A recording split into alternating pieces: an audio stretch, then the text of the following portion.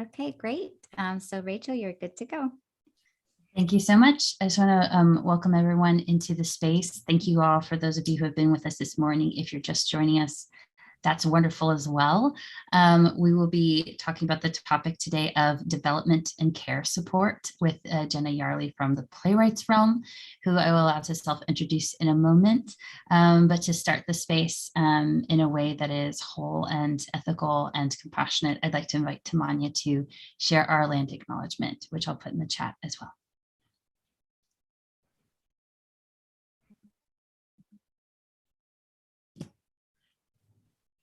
Sorry about that, wanted to unmute. Thank you so much. My name is Tamanya Garza, and I am the PAAL National Director of Community and Justice Initiatives, and I am also the Chief Rep for Philadelphia. I am coming to you from the land of the Lenni Lenape people, whose historical territory includes the places colonially known as Delaware, New Jersey, Pennsylvania, New York, Long Island, and the Lower Hudson Valley. For more than 10,000 years, the Lenape people have been stewards of these lands, as well as the River of Human Beings, or the Delaware River. Over the past 250 years, many of the Lenape people were forcibly removed from their ancestral lands and dispersed throughout the country, though some families remain. These families continue the traditions of their ancestors to this day. The violence that removed the Lenape from their homeland is a powerful part of the history of Pennsylvania, and we acknowledge that in this moment, and we work and live on these very lands. This is the story of our entire country. We encourage you to learn about the lands where you live and work and the history of the people who lived there before colonization. Many still live there today, though they are often starved of the very resources they protected for so long, including access to housing, sustainable food practices, safety, clean water, and the land where they once lived with their families. This information was provided in part by www.lenape-nation.org. Thank you.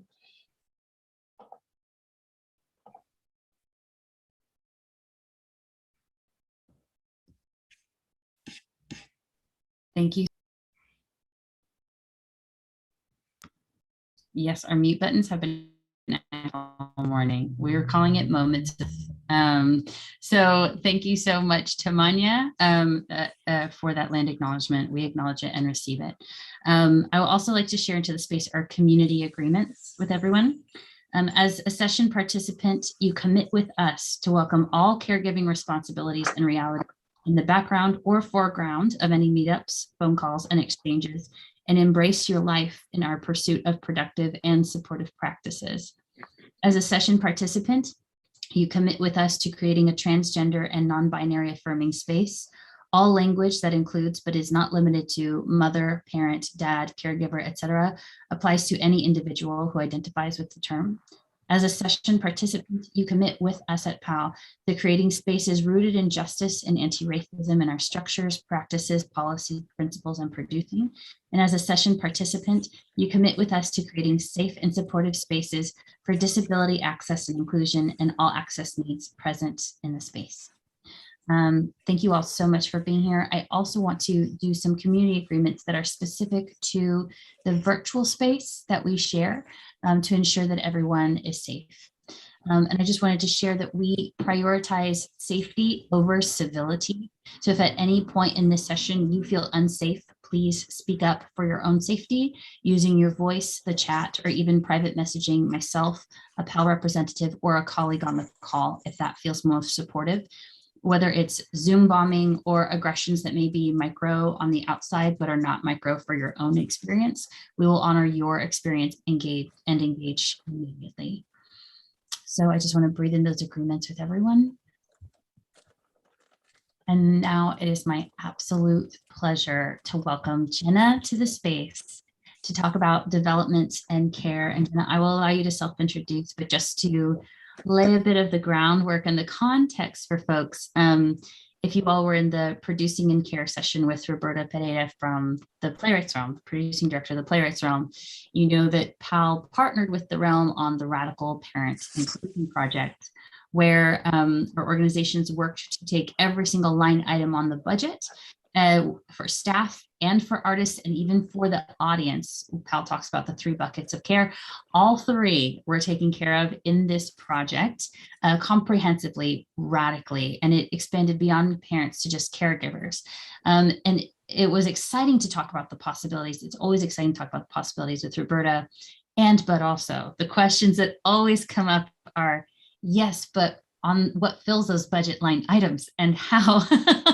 And so it is our absolute pleasure to bring into the space the development manager, Jenna, who engaged so positively and so passionately and compassionately with this entire project to fundraise for it, who has been so generous to come and share her experience and insights with all of us on that process. So Jenna, I'd love for you to self-introduce as well, and welcome and thank you. Thank you, Rachel. So I'm Jenna Yarley. I'm the development manager at the Playwrights Realm, Rachel said, and I've also worked at Theater for a New Audience and Roundabout, and I'm gonna use our Radical Parent Inclusion Project as sort of a case study for how we did this, but I also want to acknowledge that there's a lot of different ways to fundraise around this. I'm also coming from sort of an organizational standpoint. I'm doing this for artists in a way where we're providing organizational support. I know there might be some parent artists in this group who might be looking more to advocate for themselves through grants and that sort of thing. So I want to open up the space to that. And if you're doing anything that's working for you, please feel free to chime in and let us know that and in an organizational standpoint too. So I'll sort of talk about a little bit, a lot of you are probably in Roberta's session, but I'll go through sort of how we started the ideation behind the Radical Parent Inclusion Project. We had sort of been doing, probably the year before, we had started doing sort of the bare minimum of like providing our playwrights with some mild caretaker support, mostly like reimbursements to attend events and things like that. But then we decided to produce a play called Mothers, which is just sort of like branching goldmine for parent artist inclusion, especially from a fundraising perspective. And Anna Munch, the playwright, was our first playwright who, when we were doing the production, was a parent. And also our first playwright coming from out of state. She lives in California. And we didn't know at the time, but was also our first pregnant playwright when we did the production. So that presented a lot of expenses. So we decided to really fundraise around that production and really package our Radical Parent Inclusion Project as sort of like we're holistically supporting parents and advocating for parents through this production, the entire production process, both artists, administrators, and audiences. And so we took that on, and our goals were sort of, number one, like literally pay for Anna to be able to do this in a way that isn't like asking her to be apart from her toddler for 2 months. So to pay for her to be able to travel here with her husband and her kid, to expand our parent artist support in general, to really use this as a jumping off point to be able to holistically incorporate this in our ongoing work of anti-racism and anti-oppression. And then publicity, we really tried to publicize this. We had articles, a couple articles in American Theater Magazine to try to create change industry-wide. And then use it in a super capitalistic way as a means of building capacity for our organization, bringing in new donors that we could then afterwards transition into general operating support, and incorporate these ideals holistically throughout the organization. So I'm going to share screen. Does anyone have any questions before I jump into it? Any thoughts? I'll go ahead and share my screen and I'll sort of show you. I'm going to break it down into 2 years, right? Our 2019-2020 season. Our production of Mothers was in fall of 2019. And then rolling into general operating support in our 2020-2021 season. So when we approached it the first year, it was that sort of very specific program funding.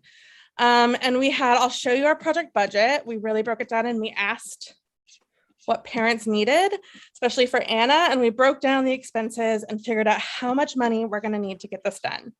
And you can see it's like holistically, both for Anna, and then you can see our artistic staff and crew, auditioners, as we know, it's a huge barrier to even getting people in the room the first time, especially because that's unpaid most of the time coming to an audition. And then audiences.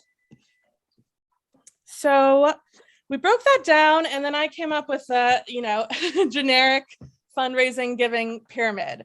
We budget super conservatively. I budget super conservatively because I'd rather under promise, over deliver. So when I'm asking for new money, I always budget at a 25% success rate. Renewals, I usually do 50% success rate.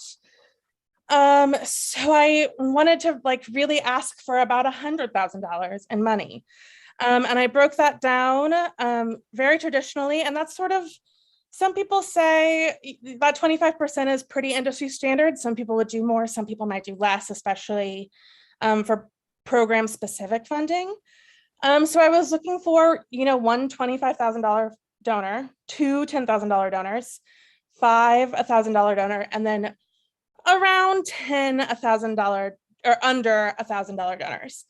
And I think sometimes people ask when we talk about giving pyramids, why you even care to put the under 100, but I also think it's a means of engagement, of making people feel like they're on the ground floor and they're your partner in doing this work, which they truly are. So then I'll show you what we actually did. We raised about $45,000 for this project. We found one just under 25,000, annoyingly under $25,000 donor, a couple of $10,000 donors, and a $1,000 donor, and then a whole slew of lower level donors. And I'll show you the materials we sent out. And I think even from a branding perspective, this doesn't look like the rest of our materials. We usually go with greens and blues, our colors, pretty jewel tony muted colors, and we went pink. Part of that, it reflected the production design of Mothers, but I also just think defining it, really branding this project was important for us in this year. So the materials we sent out, this is our sort of 2-pager that we sent with ask letters, and it starts with really referencing the problem we're trying to solve, which I don't need to preach to you guys. And then what we intend to do. So family-friendly scheduling, intentional hiring of parent artists in lead positions, family-friendly housing for Anna, and increased support in things like Tech Week.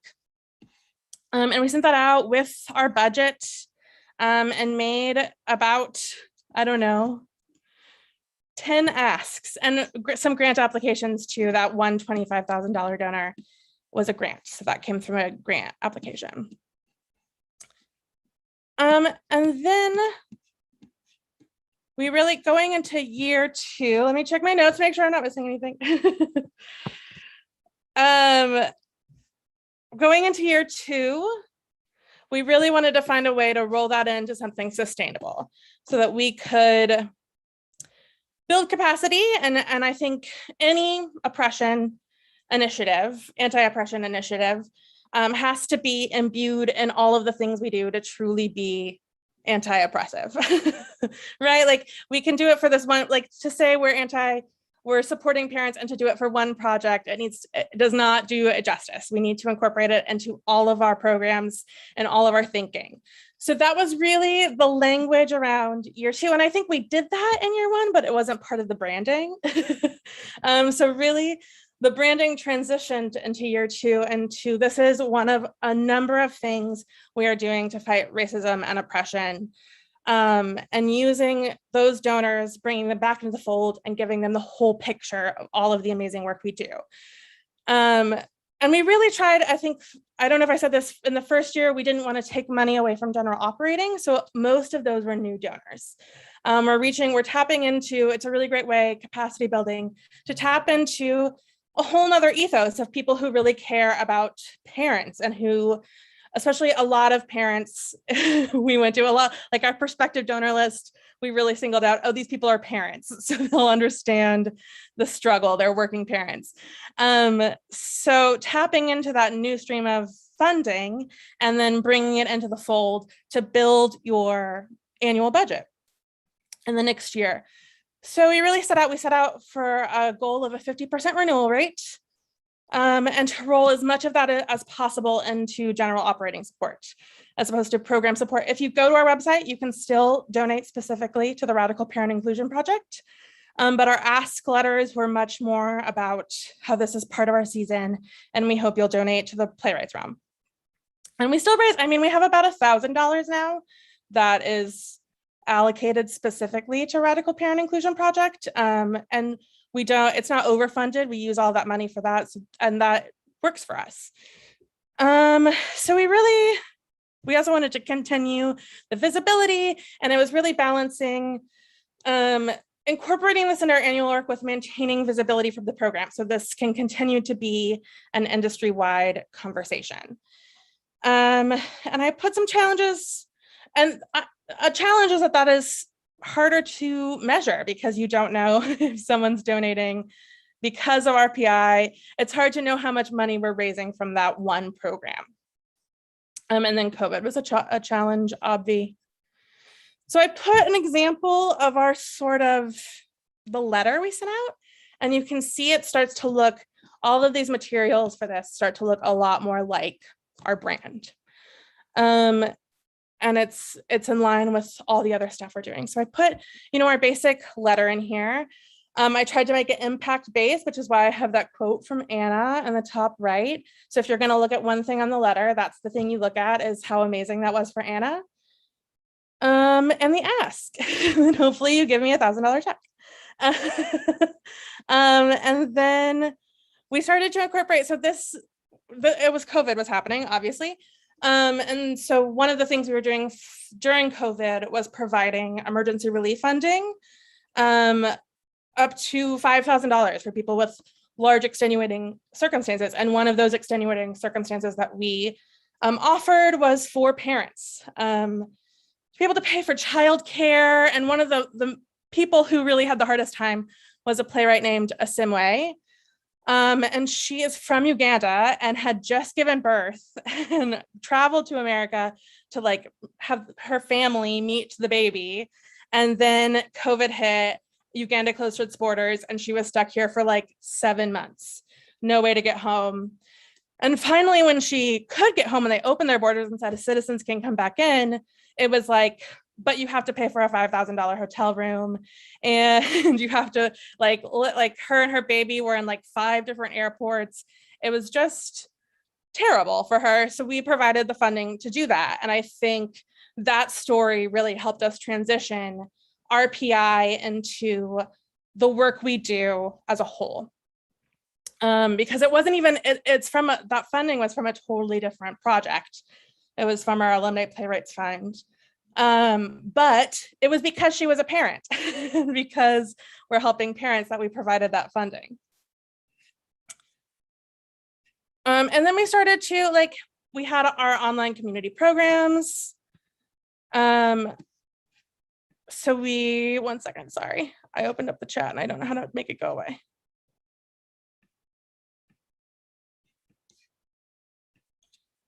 We had our online community programs, was sort of our audience-based program during the pandemic. And we started offering childcare reimbursements for anyone who attended those free Zooms. Reimbursements and that's any kind of caregiver. And there aren't that many people who take us up on that offer, but I think just having that language amongst the rest of our access need language is a really helpful tool to build awareness about this program and about the challenges facing caregivers in this industry. And then I put an example of our grant language of how we rolled this into our general values talks. We started an International Theater Makers Award that year too. So I was able to sort of, and we had done some ASL translation for some reading. So I was able to sort of list those as 3 things we were doing to meet specific kinds of needs for oppressed communities. So that's sort of how we did it at the Playwrights Realm. I'm wondering if I will open it up to you guys. Does anyone have any questions or anything that worked for them or anything like that?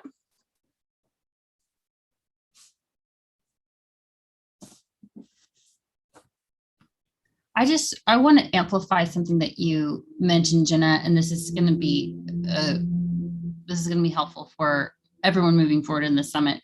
But just how you talked about, creating caregiver support as anti-oppressive work, and it's not truly anti-oppressive work if it only exists in like one location or for one project. And I know that one of the words that always comes back to us is that organizations are scared of setting a precedent that they can't fulfill in the future, and the intimidation of that, which is valid because, you face discrimination if you can't continue to provide it. The funding has to be there and sustainable. So what in your mind separates, going from pilot to sustainability, separates it from a burden of precedent and an opportunity, or what is the language that you use in that situation? I think it's really about that is sort of that using it to build capacity, like tapping into a whole new source of donors. That messaging can really get across to somebody who might not have been struck by your messaging in general. And so tapping into who those people might be, and then making that a renewable source of funding just through cultivation. Like, we did all sorts of things that season. Like I sent everyone a copy of the American Theater Magazine with a handwritten thank you note that donated to RPI any amount. Just for generally hey, remember you helped us do this. So we really put in the cultivation work on that to make those renewable, sustainable sources of income. Incredible. And just to amplify, Jenna did invite folks to share their takeaways or questions in the chat. This is a great opportunity for that. And I have plenty of questions, so I can keep the conversation. We do want you to populate that box there. You're also welcome to send me any questions privately if you would like me to speak them in the space anonymously for you.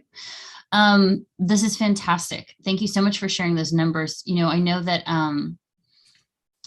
that one of the things we talk about is that the largest amount of funding, for one of the initiatives underneath, all the subcategories, was travel and housing. Can you talk about how that discovery was made in the conversations that were made about what in the subcategories that you learned from carried over in your practices? Well, what were the most sustainable pieces? Sure, and I think travel and housing is an example of something that we would have had to pay for with Anna, even if she wasn't a parent. So the sort of the golden opportunity to include that in our language about parenting. But I do think, we've been in general trying to expand the geographical reach of the people we serve, not just artists, audiences, because living in New York is a socioeconomic barrier, especially for artists. And I think really communicating that is the first step to sustaining that, of people don't self-eliminate based on their location, by providing examples of really publicizing that we have paid for housing, we're willing to do it again, this is accessible to you. And then how to sustain funding for that is a little harder. But I think that is part of that capacity building. Once you can translate RPI money, if you that was part of our budget, then you can use that capacity built money. It's going now to GOS. So you can use it for housing for people who might not be caretakers, or who might be caretakers of adult dependents that need to travel with them. Anyone really. There's a question in the chat. Yeah, I'm happy to share it if you want to think through it. What are the most common questions you would get from donors regarding this funding? Was there ever any time of pushback or a certain area of the funds that people were most excited about? I don't know that we had a lot of pushback. I think there were a lot of people who we tried to take this to who weren't necessarily, this wasn't the tree to tap them for, like this, they weren't. So there were a few people that we went to for our radical parent inclusion that now we've gone back to for our International Theater Makers Award. And that's what worked for them. Like, it's just kind of throwing some stuff against the wall to see what sticks. But there wasn't a lot of pushback from like consistent donors. I think it's hard to think of someone who would have a problem with like supporting caretakers. But there were definitely areas that people were most excited about. Our childcare matinee was really exciting. I think we had 25 kids come for that. Yeah, sold out. Mm-hmm. Yeah, totally sold out pretty quickly. We scheduled it at 4 p.m. So that it was accessible for nap times. And I think we offered that to kids 6 months. Rachel, you might know this more than I do. 6 months plus, which is unusual for a childcare matinee. Usually I think they start at toddlers. So like people with young children felt included in that. And I think people were really excited about that.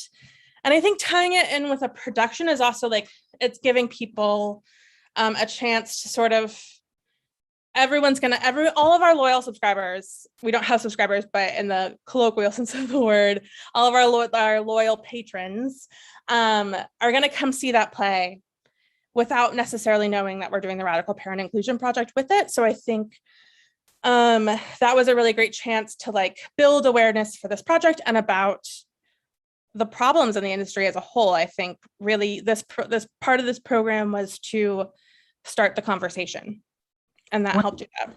Yeah, the theme I'm hearing in your answers to both of those questions is twofold. Is one, the relatability of this conversation with donors, and two, the opportunity for exposure.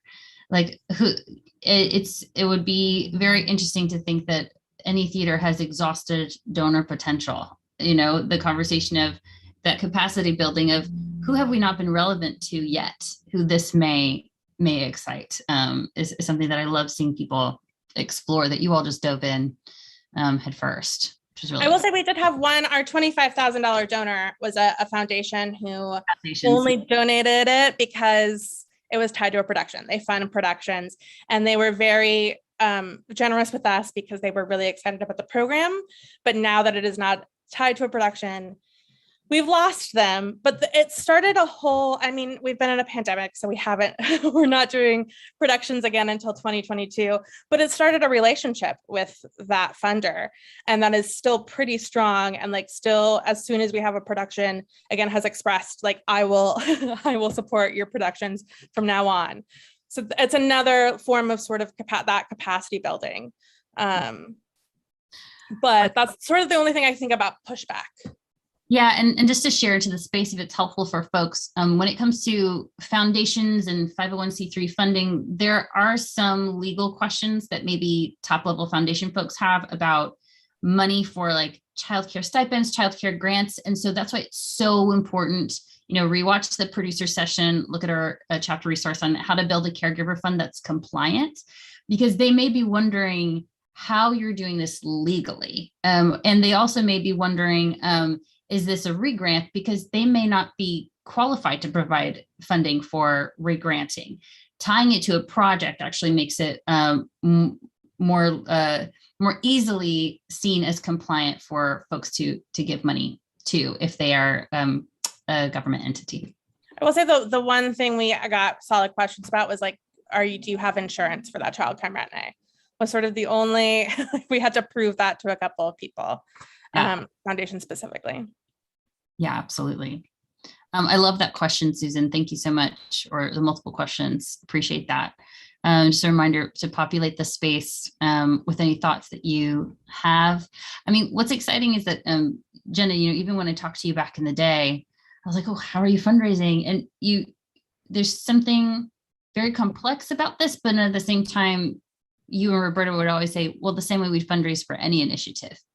And so can you talk about when I share PAAL chapters from the handbook with people, sometimes I'm like, now this one's mind-numbingly simple. You expect it to be kind of like some secret sauce, but it's actually just about saying, do you include this in your funding? But what would you say is complex about it, and what would you say is actually just pretty straightforward fundraising for an initiative? This is a philosophy of Roberta's that has been transformative for me. Now that she's my boss, it's really helped me clarify my thinking about it. Is like, if you let your values lead, every decision is easy. Like, if you lead from your values, you know what is the right thing to do, and you just do it. You don't have to think about it. You know what's right. So when we budget for our values, that's the right thing to do. So I think that is sort of the simplicity of it, of like, now that we have acknowledged that this oppression exists, the right thing to do is try to fundraise around it and to meet that need.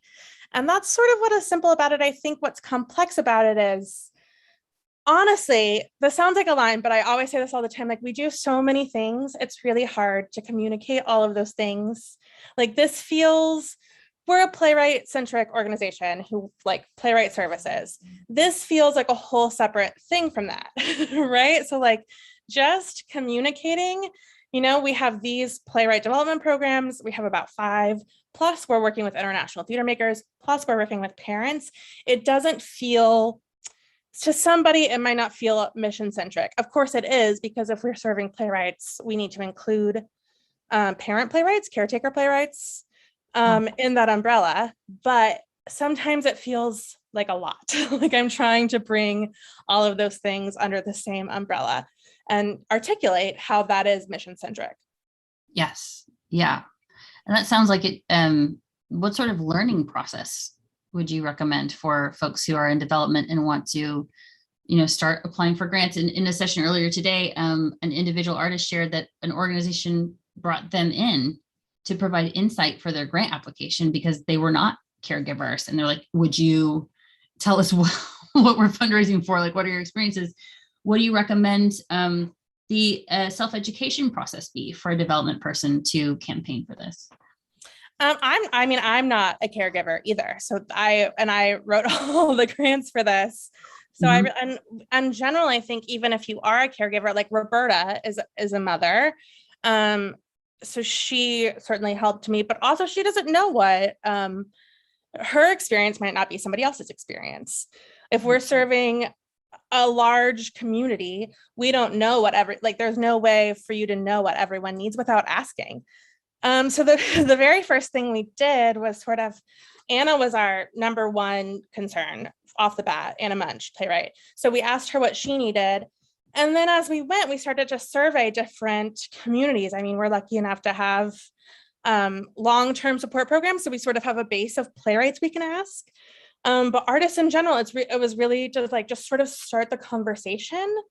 And then I did a lot of like fact finding because I think, especially in grants, you need to have facts of how this is affecting community, like this percentage of people, and so I really started to do that research online. I mean, it's 2021. Ignorance is no longer an excuse. We have it all at our fingertips. So I don't remember the numbers off the top of my head, but there were a lot of facts that I could include about, particularly like dropout, and then breaking those numbers down to be about, I think women are disproportionately affected. And I had that number. And then I think Black people are disproportionately affected, people of color in general. So I think that I really broke down those numbers to show that it was an intersectional issue, and that it went under the umbrella of our anti-racist practices. Yeah, 100%. And I remember I worked with Roberta on helping gather some of that data. And it was fascinating to me because I had thought about that in terms of, data helping to move decision makers and leaders within the organization internally to, and I see the questions in the chat. Thank you all so much. We'll get to those. Motivating decision makers to say, yes, this is an issue. And then when I started gathering for Roberta to have the conversation and development, it made me realize, this data expands much farther. If you can use these statistics, and we talked about like what statistics should be highlighted, what statistics should she share with you that should be amplified. And we do have resources. I actually saved those resources and collected them in a chapter. So if y'all need data and numbers, I'll drop them in the chat towards the end. You can use them in your grants. But yeah, that's a fascinating piece that I hadn't heard folks talk about before our PI. The data, I mean, the social data is out there. This is a global conversation. And that's the exciting thing to me too about expansion, because it's not just the arts. More questions for you. I'm going to start with Susan's second question. Were there any surprise costs you weren't expecting, thinking of your insurance item, for example, that might not be in front of everyone's mind, that maybe people wouldn't think of when building out budgets or applying for grants? I think that might be a better, Roberta might have a better answer for that question, because she was really doing the producing work. I'm trying to think.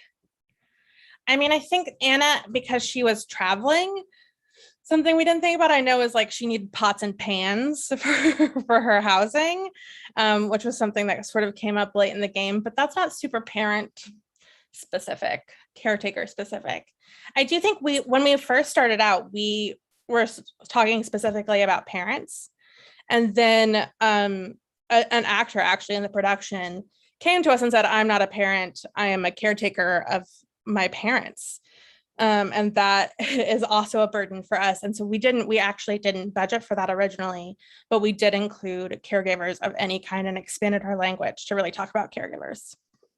Yeah, 100%. I will say that we talked about in this session, and we've talked about this often, audition childcare and callback childcare, and structuring that in a different way. We did provide like open call, full day. And unless you know you're going to have an excessively large group, that pool of folks who are going to be using it is very small, but the folks who use it, it will be the game changer for them. So budgeting wise, we talked about, would it be more reimbursements and connecting them to resources to say, here's a link to sitters that you can book, and the reimbursement for the invoice, and if you need a stipend forwarded. You know, we started having those conversations that Roberta started having with off-Broadway theaters, just to share with y'all in the space, that also our chapter in Milwaukee is having with the Milwaukee Theater Alliance for when theater rebuilds more robustly, is how can theaters create cohorts, which is why we're hoping to gather theaters by region next year to have these conversations. How can theaters gather together to have childcare at the general auditions, so that you know that you're creating a deeper impact for lower costs that's shared between institutions, but that is probably also going to increase the number of people who would use it, just as an offering for that. And I also think one of those expenses is not just the childcare, but the space. And sometimes that's not just an expense, like you have to find creative solutions about where the caretakers are going to be, where their children are going to be. Wow. But we are also, I think when we start producing again, we're also going to band with a couple of other organizations for general auditions with childcare. Yeah, it's fantastic. Just a shout out, Broadway Babysitters was the company that we used in New York for the childcare matinee for auditions for callbacks. This sitter service, Susan, they come with mobile insurance. So the insurance is the responsibility of the professional caregiver service, which means that any space they occupy is covered for their care. That can get a little costly, but when you budget it in and you get those quotes ahead of time, it helps.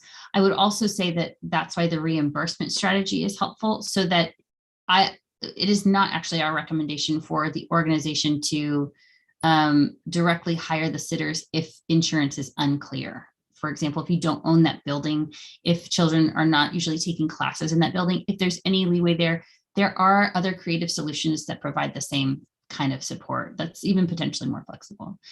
Another question in the chat is Shariana, if I mispronounce your name, I would love to hear how it's pronounced so I can learn it. The question is, you talked about color choice and looking like your brand. Are there any other techniques or visual elements that go into fundraising and attracting a donor? I think RPI was easy because we could use baby pictures. We used a lot of Rachel, we used your kids, where there's a really great picture of you at the first rehearsal with your kids looking at the set model that I love to use because it's really cute. And Roberta has let us use Bianca, and we call her the junior producing director. And so that's like, it's directly showing impact of like these children were welcomed into this space, and this is how it was beneficial for them and for everyone. In general, outside of parenting, I'm not very good at it because I'm a grant writer by nature, but I try to use less text. Like, people don't make it visually interesting, and just like really focus on numbers for impact, because I tend to lean wordy as a grant writer. So I try to people don't want to read a whole brochure. They want to read one little thing with like the numbers highlighted so they can skim it.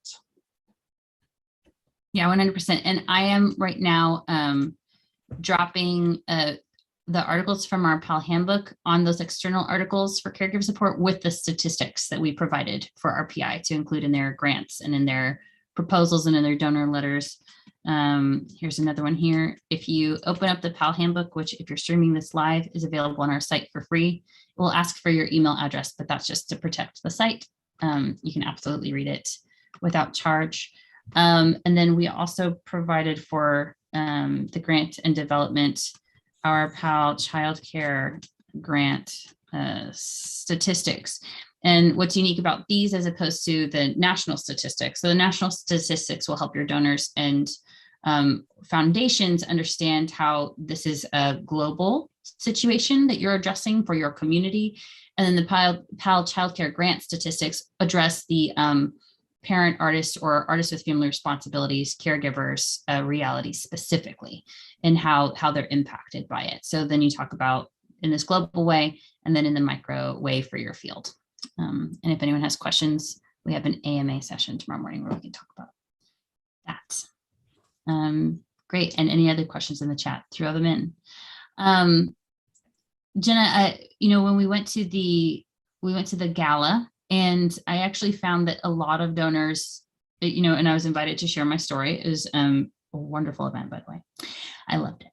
And afterwards, I was surprised at how warm the donors were. And would you just share, okay, let's say someone does the initial outreach and they hear from a donor saying, yes, I'd love to talk about this more.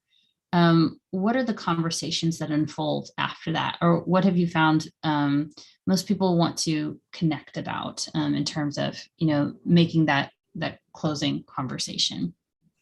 Yeah, I think a lot of people are scared of development because especially grants and donors feel really scary. It feels like they hold a lot of power and you can't necessarily be yourself, or you have to mind your P's and Q's in some way.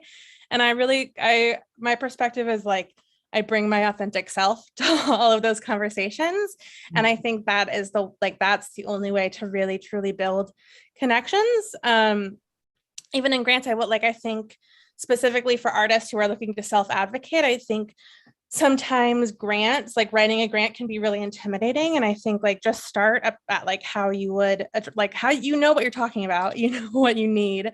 Start you're telling anyone, you're a friend, what you need, and don't be afraid to really have your own voice in there. And also for people grant writing for organizations, but also, and then in the room with donors, I think I love galas because it is it's the one chance your whole donor community has to come together. And it's sometimes it's the only time I see them throughout the year. So it's just nice to catch up and to let them know what's going on. And thank you, Rachel, for coming and speaking at that gala. That was actually the only gala. That was the only gala I've thrown for the Playwrights Realm, because that was, which feels like forever ago, but pandemic times. But I just lost, what was your last question? Right. No, the relationship, the opportunity to speak with the donors, what happens after you introduce the idea? Yeah. Yeah, I think that especially at the gala, we were introducing Radical Parent Inclusion Project. So it was really about and announcing mothers. That was sort of our big announcement. So it was really about the original idea. And I think sometimes when you're talking about that, the facts can get overwhelming. I don't necessarily want to throw a lot of facts about what we're doing, specifics at you at a gala. It's impact-based. which is why it was so great that Rachel could come and like share her story.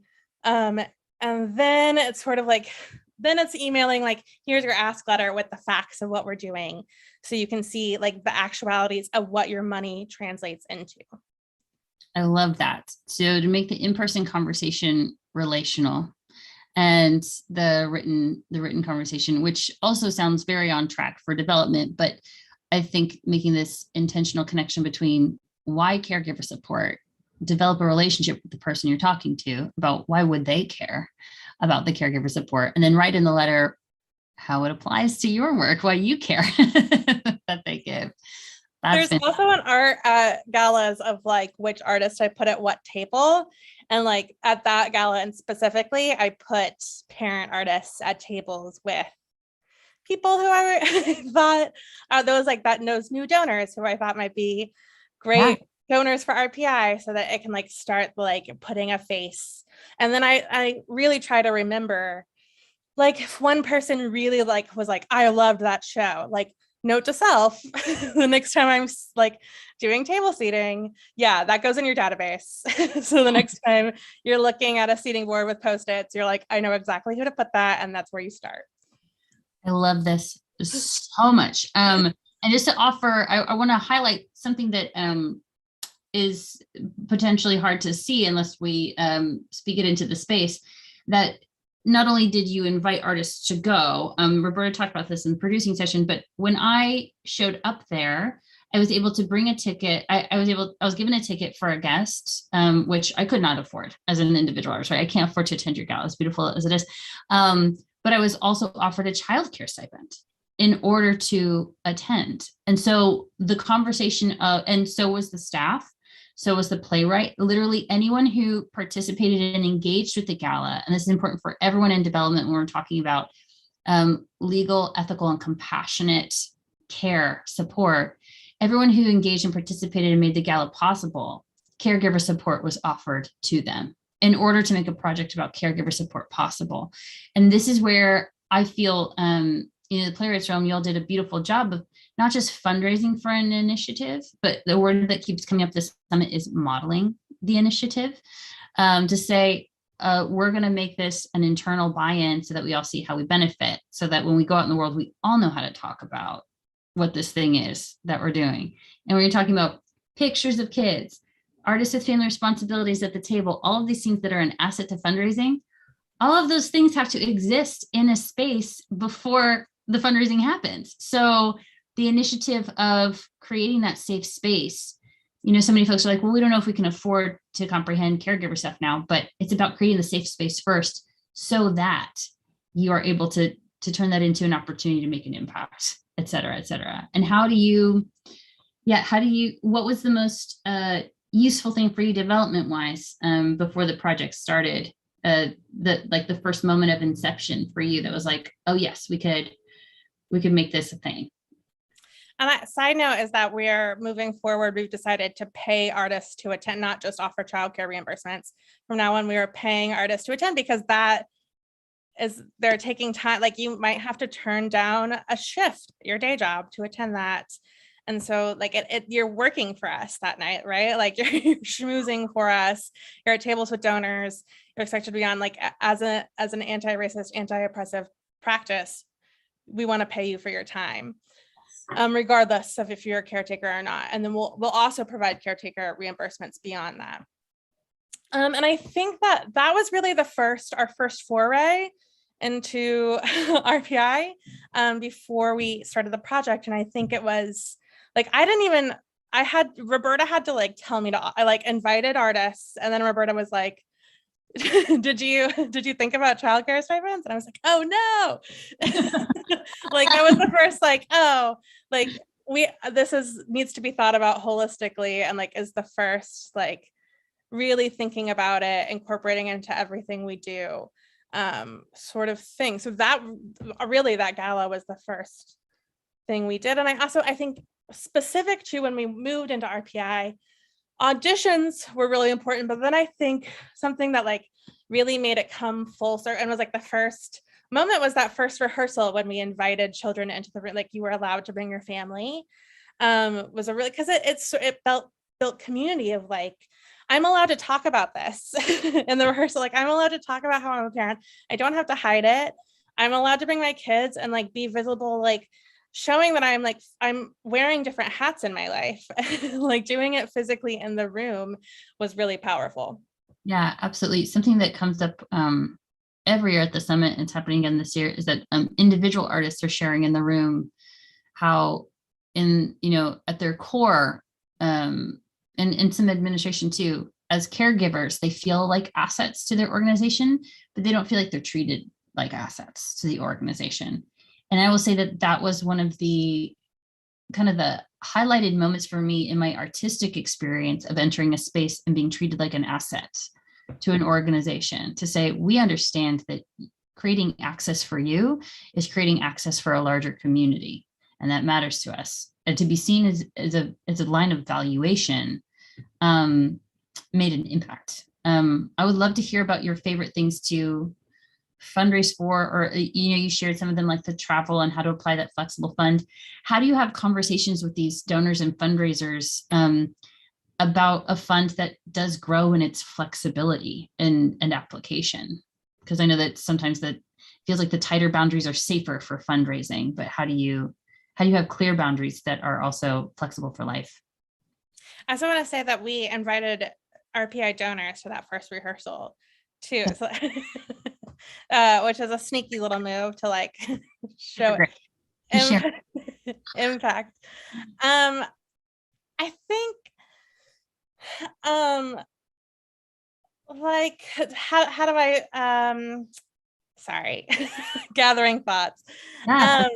I think the thing that I really try to be is just to be honest. Like I really funder partners, I think there's a tendency in both donors and like to your board and to your funder partners to sort of lie about things. And like, I think it's really being honest about what we're trying to do and how we're going about that. And when you lead with your values, when you make decisions based on your values, it gives you the capability to do that, right? Like if you're not leading with your values, then you feel like you have to hide something. So if something's not a success in the way it is, then we pivot and we say like, this is what, like, we tried this and we pivoted. And saying like generalizing things, it's like RPI, we did this and now we're in corporate, like just really laying the groundwork of like explicitly being honest about why we're doing it and why we're incorporating it into our gen op money, like where that is in the budget and why we did it. And yeah. Do you think that it would be, this is kind of like a leading question, but do you think that it would feel like more of an obstacle if it weren't an initiative that you had fully embraced yet as important yourself? Like how much does your personal individual buy-in to this as access matter? 100%. And I think that's what I mean when I like bring my authentic self to something, is like I have to believe something before I can write about it in a smart way, in a believable way. And sometimes grants feel like stretch. I recently wrote a grant that was like for mental health resources, like the intersection of arts and mental health. And it was a stretch, and I knew it was a stretch, and I didn't believe it, and we didn't get it. Just like, yeah, because it was a stretch. Like I was really trying to make this argument that I didn't know if we fit the parameters. Sometimes you have to try, right? Like I'm not going to make up programming for mental health for the intersection of arts and mental health, but I had to try. So I really think like I have to believe in the things we're doing. And that's why I love working for the playwrights realm, because we do, and it's challenging as a grant writer to work somewhere that is constantly coming up with new programming, because you're writing new grants every year. Like I'm not just like updating the number of children served by our 30-year education program. I'm like rewriting grants every year for new programming. And it's work, but it's like, I like it because it's exciting and I believe in everything we're doing because we come from that perspective of leading with our values. So I buy into it and I like to write about it, but I think absolutely it's imperative. Yeah. 100%. Just to share with folks in the space with us, there's about 25 minutes for you to get questions in for development. Any insight as you think about fundraising, whether it's a particular donor or making a relevancy connection with another organization, ways that you can partner and fundraise, drop them in the chat. And one question that I don't think is talked about enough when it comes to this development, but that does come up whenever I get an email. Thank you so much, Patrick. When I get an email from folks who are trying to advocate internally in their organization, is development is having a hard time communicating with the board about this initiative. So before even going outside to donors, what is the conversation with the board like for you, and those nuances? I think boards are coming from the same place that like leadership might be. It's like coming from a place of fear of like, how do we make this sustainable? If we start it, how do we continue it? And I think it's just impaired. Like it's about that authenticity and telling the truth all over. Like if you have that relationship established with your board where there's a level of trust, and they're really on your team, and you feel what you're saying about why this is important, I think that's the way to do it.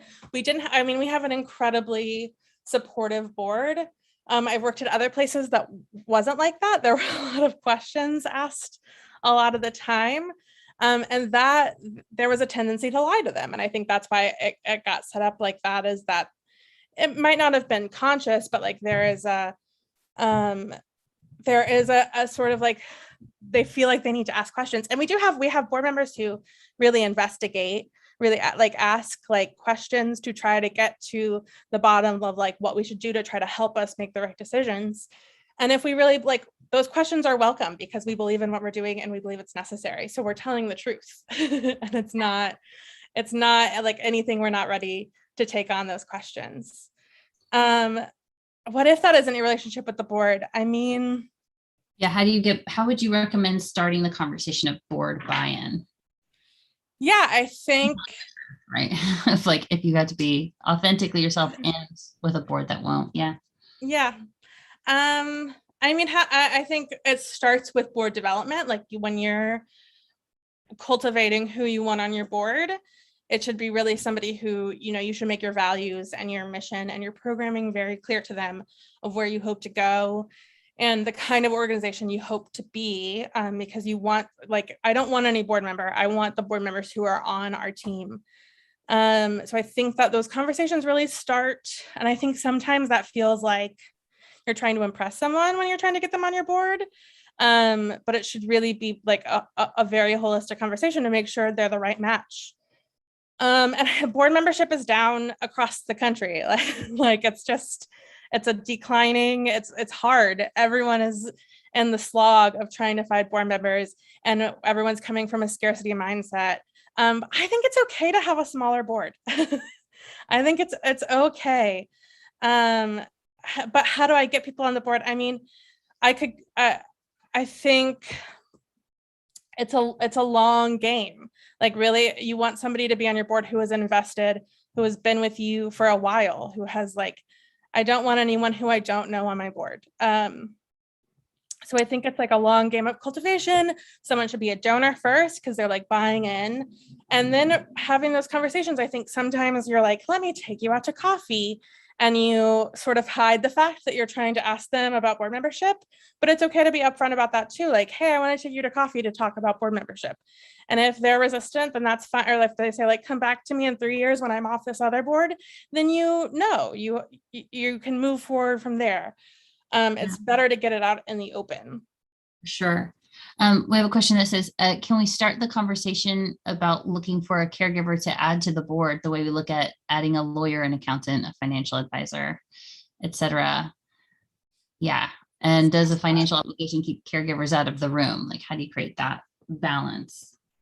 I mean, I think that is a nationwide conversation too about give gets. That is a hard one because I think it's not just caregivers, it's a socioeconomic barrier. I mean, my beliefs are that a board is meant to represent the people of the United States. So if you only have an oversight, that is the legal definition of a board. If you only have rich people, right, then they don't represent, it's a jury. They don't represent the people of the United States. So I think making those Give Get's flexible. I mean, our Give Get is 7,500. I'll be upfront about that. But we do that's flexible. It's sort of to give you a ballpark, but then it's of what other board members are giving. But if you can't afford that, then it's part of a conversation, right? It's not just one number. And it also includes a get, we expect you to advocate. So if you can't afford that, maybe you have friends, you have a network who can help you fundraise. But yeah, I think it's for caregivers and just every area of oppression, right? Oppression is socioeconomic systemically. So I think it's a hard line to draw. But yes, that's a great point. I'm actually working on our board matrix right now. So I'm gonna include a caregiver category. Oh, fantastic. Yeah, and just to offer to folks, recently, PAAL did this recently, but has been doing this since a couple of years ago, I believe, but has been brought in to consult board members with our compassion training and conversations. So if this is a conversation you all feel like you need help with, PAAL is happy to partner with you to have a conversation with your board and engage with those statistics and help field those questions. Yeah, I want to give about 15 minutes or so before we close out the space for any more questions that may come up. It could be about the giving triangles at the top, the subcategories of development.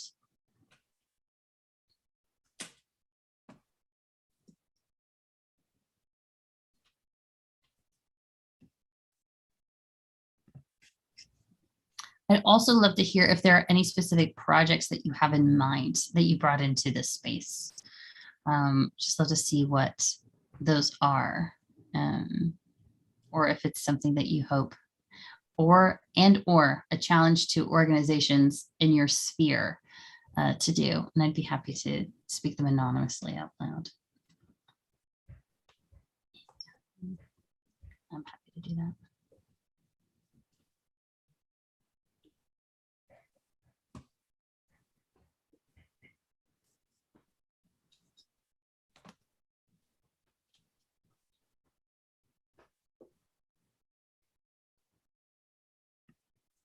How many pages was that proposal that you all put together for the foundation? It was 2 pages. Inside of Baseball, we had a 4-page version and a 2-page version. And yeah, it would just depended. That really, the 2-page version, we really sent out to individuals for major gift asks.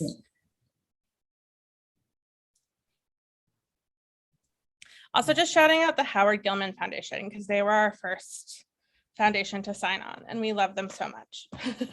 Gilman is, yeah, we've really loved projects. Yeah, projects they fund are pretty fantastic.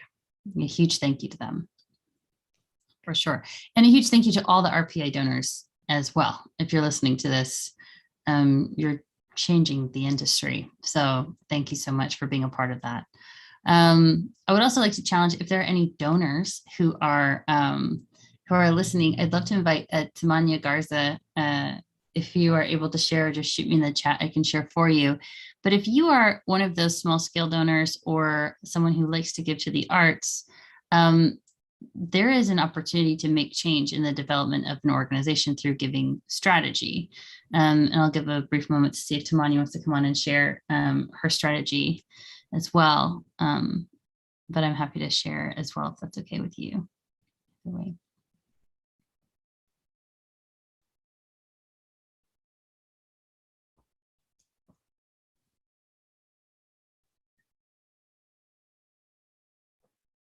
Sorry about that, Rachel. I was answering a question. My mom is here assisting. Did you say my name? Well, PAAL space where you're allowed to walk away, come back, breathe. It's so good. Yeah, no, you are worth the wait for every moment. Yes. So yeah, this is something that you shared in another one of the spaces, I believe the opening keynote, but as it applies to development, would love to hear about what you put down when you give to an organization. Oh.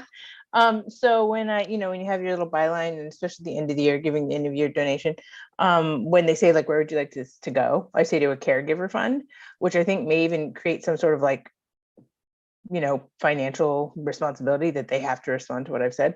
So if they don't have a caregiver fund, it's a really easy way to start a conversation about like, what is a caregiver fund, or what do you mean? Or, and so I think that's a sneaky way to get in front of people and ask them to engage with that information. Yeah, absolutely. So just offering, if you're listening to this or engaging as an individual, to know that your voice does matter for the development team. It's not just the larger donors. Giving those quote unquote small amounts still carry with them messaging. So it's a great opportunity as well. I think the term funder partner, people throw that term around a lot, and it can feel like BS sometimes. But it's like, it's very true, right? Like, we are partners in this, like, we share a mission, and like we both have our role, and we are doing this together. And I think that's true of donors at any level. Because they're giving, donors at every level are giving what's meaningful to them. So that's meaningful. If it's meaningful to you, it's meaningful to us. Yeah, that's wonderful. Oh, this is great. So really appreciate this conversation as someone working in programming who communicates with our development staff and is asked to help contribute language anecdotes to board and grant reports, thinking how I can be an advocate for those things within our org. And in the moments when we as non-development staff, though all of us who work in nonprofit are also in the work of fundraising, get to interact with the board and our donors. That's a great question. So how does non-development staff and community support these initiatives and advocate, even, let's say, if it's a new idea to the development individual or staff? and just, how people on our staff help me is I don't have very much interaction with artists themselves. So when an artist says thank you for something, and they say something particular, like when they say something that impacted them, just letting me know that that happened so I can reach out and get the quote or whatever. And like gathering facts. I'm not always at a first rehearsal. So just like knowing how many kids were at the first rehearsal, gathering facts like that, being aware like that might be helpful, just like an awareness of how it can be helpful. And like we have a Google Doc spreadsheet that like our artistic team can just go log in things that might be helpful for me for grants. Yeah. Anytime. And then I also think just like, I think the rest of our staff, especially in galas and in rooms with donors, sometimes don't engage with those donors because of that sort of like fear of like, these are fancy people and I'm not. And I think sort of being willing to like be yourself with them and like have conversations, because those people are in the room because they believe in the work you're doing and believe you're the right person to do it. And so really like not being afraid to get to know a donor or chat with somebody. Yeah, absolutely. Love that. Yeah, Ashley, absolutely. Anytime. Yes. You're also happy to come on camera or on microphone to ask any final questions in these last 10 minutes. Send in private message or in the chat. Happy to support. Yeah, I would say, I guess my next question is, let's say it's for a smaller organization or even a larger organization, and they feel like this is a long way off, like the financial aspect and looping donors in. What are some of the first steps that you hope they take before they start that in the meantime? I think the things that are like really easy are not that expensive. Like reimbursements to attend gala like that probably cost us $1,000 at most. And it was like a very easy way to just like show someone, to make them feel welcome in a space, or like welcoming children into the first rehearsal doesn't cost a thing. And it increases visibility in a way that like can start to lead to fundraising and just to making people feel like they don't have to hide themselves. Like, I think there are things you can do that don't cost a lot of money or that are free, and you can start to build on those things and you can start to include them. So I broke down our case study in a way that was like, this is what we did the first year, and the second year we translated that into capacity building. But you can start with just like the capacity building. You can start with just sort of throwing this into your, I mean, I get asked about our values in almost every grant. So like, you can just start with like a couple of sentences about the different ways you're fulfilling your values. And that part of that can be caretaker support. And the things that are sort of not that expensive, you can start to build that budget slowly over time. Yeah. Awesome. Awesome. And welcome to new folks who just joined us. You're welcome to put a question in the chat or jump on screen, speak out loud. We're happy to take any questions that you have. Yeah, I'd also love to hear from folks your takeaways now as we're nearing towards the end of the session. If I could have each person just drop a takeaway privately or publicly on what you're going to commit to, whether your role is as an individual advocate or an organizational advocate, admin, an artist with some, with some leverage or agency in your community. I would love for folks to share into the chat your takeaways from this conversation and what your commitment will be. Wonderful, and I'll give you a moment for that. If you have a lingering question as well, you're welcome to share that. Yeah, let's just give a minute for folks to think that through.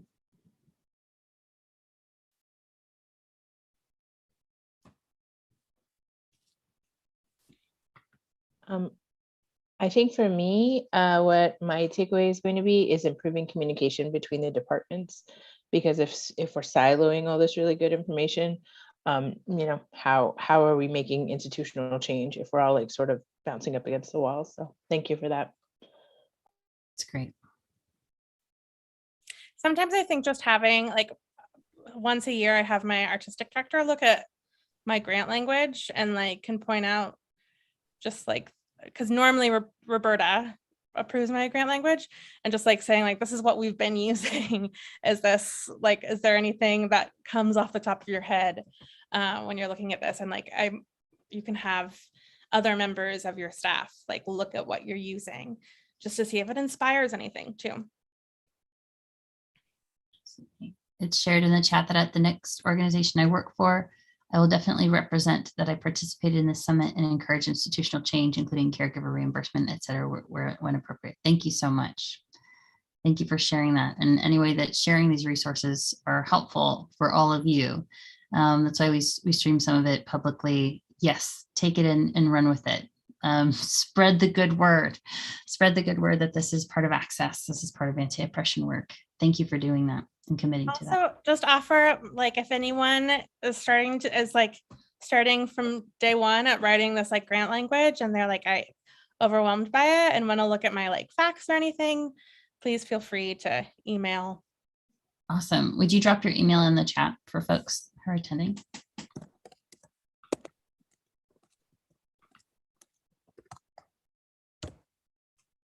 Thank you so much. I would definitely engage with that opportunity for those of you who are doing development. Have that conversation for sure. For sure. It's shared in the chat. I'm a rhetorician and I'm currently studying how performance can be a rhetorical space. So this conversation is incredibly beneficial to discover so many ways that we can make this an anti-oppressive space and advocate for parents. I'm writing my thesis on this conversation. I've taken a lot of notes today, so I'm grateful. Oh, we're grateful you're here. Thank you so much for identifying those spaces and creating that language. That's what I love about actually specifically the performing arts and granting work and nonprofit work, is how the art that comes from it, like as being talked in the chat, informs the granting. And then like the granting, identifying anti-oppressive initiatives can inform like the art that we make. And, just engaging with Tamanya's takeaway of not having these departments siloed. That's how like the anti-racism work and the justice work goes into the grant writing, goes into the content, and how everyone should be committed as like a communicating collaborative unit, like an actual organized open channel organization. Actually, I worked a lot with the playwright Anna Munch when I was first drafting this language. And she told me like she had written mothers after like she was up one night breastfeeding and was watching the news and was like, how can I parent in this world? And then it's about like moms at a mommy baby meetup, and then like the apocalypse happens and they're stuck together, is what the play is. And then that was like a real, like, it's like, we want to model the world that we want while on stage we're modeling the world that we fear. It's like that I use that language of like, we're taking these like feelings and we're trying to create a better world. That's gorgeous. Yeah. Thank you for that. Yes. Absolutely. Yes, awesome. So thank you. Adriana has also dropped into the chat the link to Jenna's presentation. So if anyone wants to deep dive that, and now you have her email address, you can ask her questions about it. It was a fantastic presentation. Thank you so much. And we will also be sending it in our resource email at the end of the summit for attendees. So we're so glad that all of you can join us. We've got a few minutes left. Is there any encouraging send-offs, Jenna or Tamanya, that you have for folks that you hope they take away with them? And then I'll hand it on to you, Adriana, after they share. I'll just say thank you, Rachel. Thank you for like, you had such lovely questions and like engaging in this discussion with me. Thank you so much, everyone, for all of your questions. I'm just hopeful that we can create a better world one step at a time. Yeah, absolutely. What a great mission for development, to be quite honest. Thank you for adopting that. Yeah, Tamanya, your thoughts for us as we close out the daytime portion of day 2. Tonight's affinity space at 8:30 p.m. is other care, including elder care, disability care, any sort of caregiving that you feel is not usually talked about or included. We've created an affinity space for you at 8:30 p.m. tonight, the same link, same time. Grab a ticket if you don't have one yet for free. You are allowed to watch Any Life while you're in the affinity space. I mean, just there are no rules on how to participate. You're welcome to. But Tamanya and then Adriana, and thank you, Jenna, so much for joining us and everyone in this space. Thank you. Yes, thank you to Jenna. Thank you to the interpretation team, the ASL interpreters, and to Adriana for always making this space incredible, and Rachel for helping Jenna guide the conversation in a way that it hit so many topics. I think something that I just want to as my closing thought is yes, this work is so incredible. These tools exist. Let's make sure that we're accessing them without guilt and shame. Like, this is work that other people doing. We're all colleagues here. Like, this whole summit, everyone is colleagues here.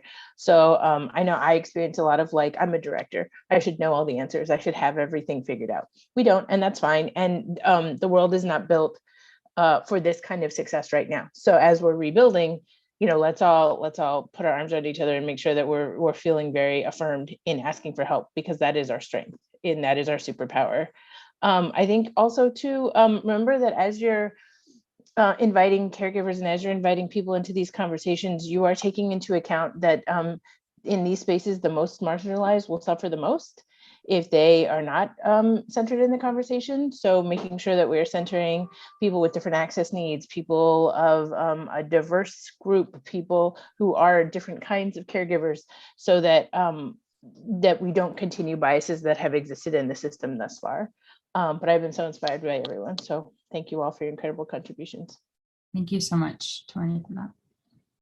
Adriana, help us. Awesome. Wonderful. Oh my goodness. On the dot, 2:30. Wow. Thank you, everybody who is in this session. And just a big shout out for anyone who's watching on HowlRound and on Facebook Live. I know there were a couple comments of like, I'm watching, but I have to leave, but that's absolutely fine. We would love your thoughts and questions and comments, even if you watch this later at a later time.